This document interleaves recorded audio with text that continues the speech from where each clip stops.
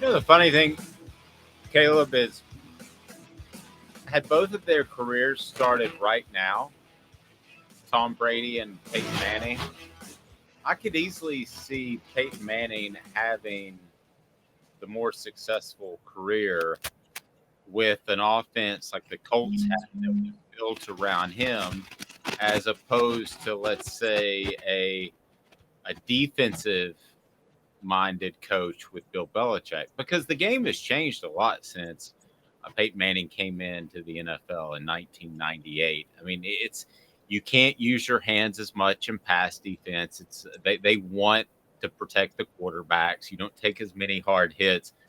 Had it reset and tomorrow they start their careers, I could see the way the Colts did it and the way Peyton Manning did it resulting in more success than the way Tom Brady and the Patriots did it. Does that make sense? Yeah, but here's the funny thing. I think they would both have trouble. I think that here's the thing that made Peyton Manning so great, where he had his edge. The NFL changed so many rules to give so many other quarterbacks the chance to be as good. So my best example with Manning was his quick release. I talked at length all the time. I always insisted those Colts offensive linemen were overrated, including Jeff Saturday. They needed to be smart, not maintain blocks. Peyton Manning's request for the linemen was create a space for me to step in the pocket. That's all I need. I don't need time. I don't need that much time. I just need a space to step in the pocket and let me throw the ball, because he had such a quick release. Now the game is so protective of quarterbacks that allows them to hold the ball so much longer. The quick release is not as much of an edge over other quarterbacks that it was when Peyton Manning came into the league 20 years ago. No, fair enough. Tom Brady retires today, and we were discussing earlier the ties that Tennessee has to Tom Brady, and you mentioned Gerard Mayo and Dante Stallworth. I mean, there were several guys that did have that tie. And then with Peyton Manning, we were discussing also how he will be remembered 10, 15, 20 years from now. And I do think that he'll be remembered as obviously one of the all-time greats. There's no question about that. I wonder largely if his media presence, Caleb, will affect how he's remembered and viewed. Because I think that John Madden, because of his broadcasting, that the popularity of his game is remembered by some, a younger generation than me, and way younger than you, as not one of the best and brightest coaches in NFL history. And he was. And he had basically an anxiety attack on a trip to Pittsburgh during the plane ride and said, I just can't coach anymore. And that's why he didn't coach anymore. Had it not been for that, he was the youngest person before Sean McVay to win a Super Bowl. Had it not been for that, he was one of the great young coaches in the NFL, and would have had a fantastic career, probably with multiple Super Bowls instead of one.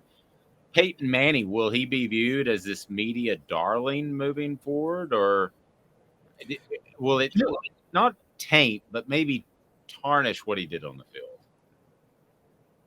Distract is a better word. It may distract. I don't know. We'll have to see how it plays out going into the future. The hard part with Peyton Manning is I make the case for, he still has the record for most touchdown passes and most passing yards in a single season.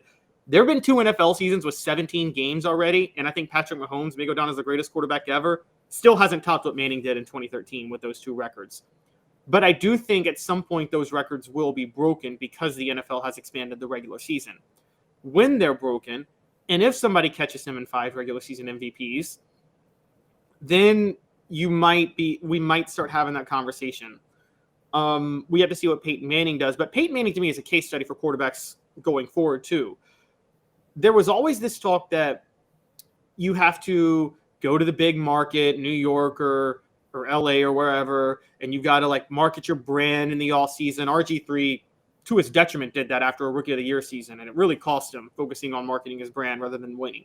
Peyton was proof that if you go and you win and you do your job, you will become the most marketable person in sports. And it doesn't matter where you go. He went to Indy, and as you know, Dave, when he went to Indy, that was not an NFL town. That was probably the saddest franchise in the NFL. Mhm. And it was a basketball town. It was all about the Pacers and the Hoosiers.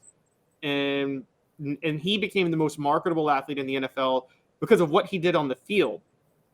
I say the same for like however people want to feel about him. LeBron, most of LeBron's career was in Cleveland, and he became the most marketable athlete in the NBA playing in Cleveland.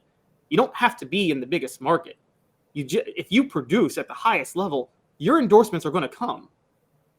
Well, yeah, and you have some guys like Joe Burrow who just doesn't even do endorsements because he wants to focus on ball. He hasn't even done one single interview with a one-on-one local media member yet in Cincinnati. So, he's just a gym rat and doesn't care about stuff like that. You won't see him on commercials. We see Josh Allen all over the place. The other guy that I thought was overexposed was Baker Mayfield. And what that does is quickly turn fans against you during your playing days. They're wondering, even though it just takes a couple hours to shoot a commercial, they're wondering why you're doing all that instead of practicing football, especially when you lose.